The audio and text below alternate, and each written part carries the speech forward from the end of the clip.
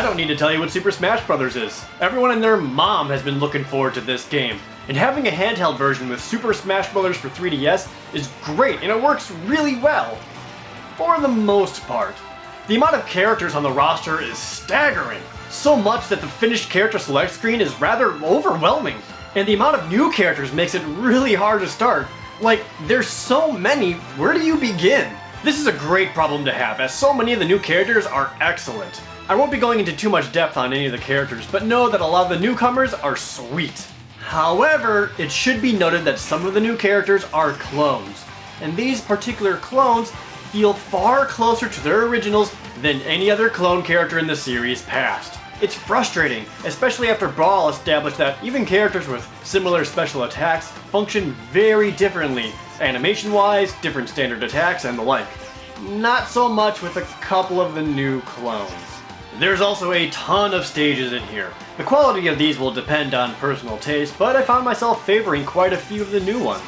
But I couldn't help but notice how many returning stages there are. Nearly a third of the stages are returning ones, and not even necessarily the good ones. There's still plenty of new stages to be sure, but it's surprising how many old ones had to come back to represent all of the different fighters. On the flip side, you can use Miis to create your own characters, and it's awesome! They feel unique on their own, with 3 archetypes to choose from, and 3 different options for every special attacks. Some of these special attacks are directly ripped from standard characters, but whatever. You can further customize these Miis using numerous costume bits and equipment that you are awarded with from playing, allowing you to adjust their attack power, defense, and speed. You can also equip any of the well-known Smash fighters. Different badges adjust their stats, and as you play, you unlock variations of their special attacks. These adjust the properties of the attacks rather than give them all new ones, but it changes them enough that you'll have new strategies when you play. This is a completely separate option and must be turned on before fighting for it to take effect. It can only be used in the single-player modes, local wireless, or online friends-only play. The same goes for the Mii fighters. The customizations are really fun, like making an even faster Little Mac or an even harder to kill Bowser.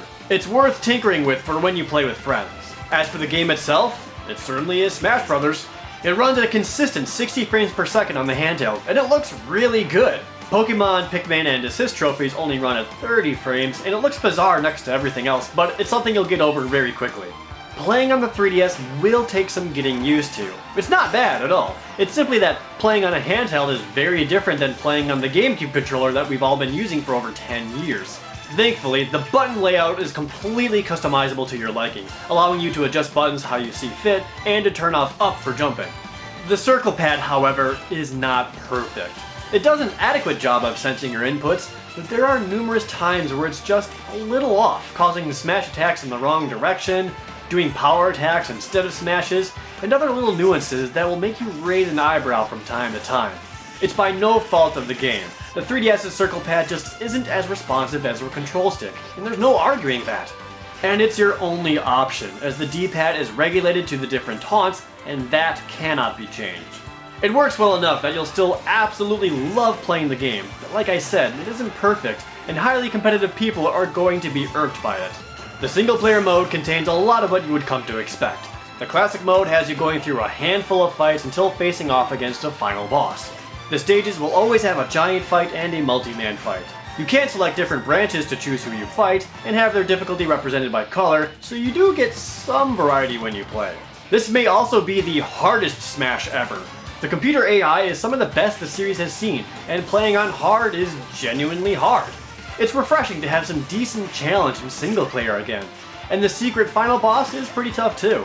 Other options include the return of numerous multi-man melees, where you square off against an onslaught of Mii fighters in different circumstances, the beloved Home Run Smash, and a Trophy Rush mode where you break stuff to unlock different trophies and equipments. A new mode is Target Blast, which has you beating up a bomb and launching it onto a bunch of blocks, Angry Bird style. It's okay, but it certainly won't be holding your attention. All-Star mode also returns, though it feels extremely neutered. You fight every character on the roster, grouped by when they were first introduced to the world. Even on the hard difficulty, it's extremely easy and quick. It's a disappointment compared to the All-Star modes of the series' past, and weak on its own. Also a disappointment is the lack of any kind of adventure mode, like from Brawl or Melee. It can't help but make Smash for 3DS feel a little light in the single-player department. A Street Pass minigame is also included, and it's a bizarre game of controlling tokens and knocking the others off of the stage. It's really dumb and easily forgotten. An all-new mode, however, is Smash Run. In this, you are placed randomly on a map and you run around defeating iconic enemies from nearly every game represented ever in Smash Bros. Defeating them gets you power-ups that increase your stats, and dying has you lose a bunch. You have 5 minutes to explore as much as possible before a showdown between all players. This is a neat mode, fighting all kinds of familiar enemies, finding secret doors to challenge rooms for bonus stats and treasure chests, and random events occur all the time. It's fun to have a free-for-all where you jump ridiculously high or hit really hard.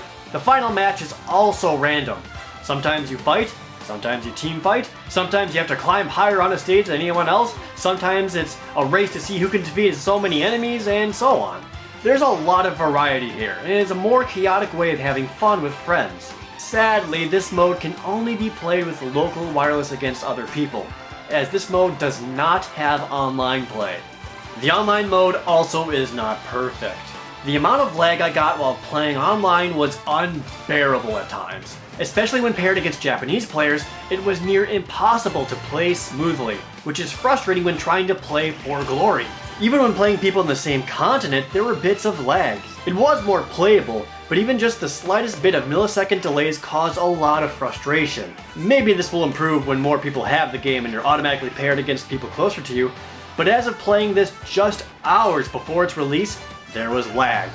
Thankfully, when playing against friends online, there was virtually no lag at all. Smash for the 3DS is great, there's no doubt about it. It does feel hindered because of the hardware though, in terms of control, content, and online play. But come on, it's Smash Bros. On a handheld. It's really fun, but it's definitely meant to hold us over until the Wii U release. Super Smash Bros. For 3DS earns an 8 out of 10. It's great and it's worth every penny. And I can only imagine that the only reason you're still watching this is because you're waiting for your download to finish.